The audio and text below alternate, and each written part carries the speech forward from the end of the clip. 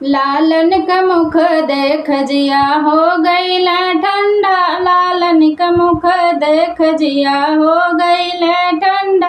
हमारे अम्मा यहाँ दुआरे गड़ब झंडा, हमारे अम्मा यहाँ दुआरे गड़ब झंडा। साजन के अम्मा यहाँ लगाई बेचार डंडा, लालन का मुख देख जिया हो गईला ठंडा, लालन का मुख देख जिया हो गईला ठंडा।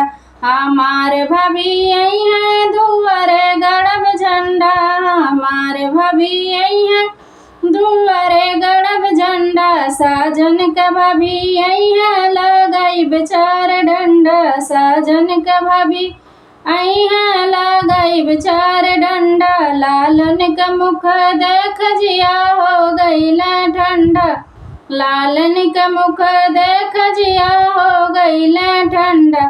हमार बहिन यहाँ दुआरे गड़ब झंडा, हमार बहिन यहाँ दुआरे गड़ब झंडा। साजन का बहिन यहाँ लगाई बेचार डंडा, साजन का बहिन यहाँ लगाई बेचार डंडा। लालन का मुख देख जिया हो गईला ठंडा, लालन का मुख देख जिया हो गईला ठंडा।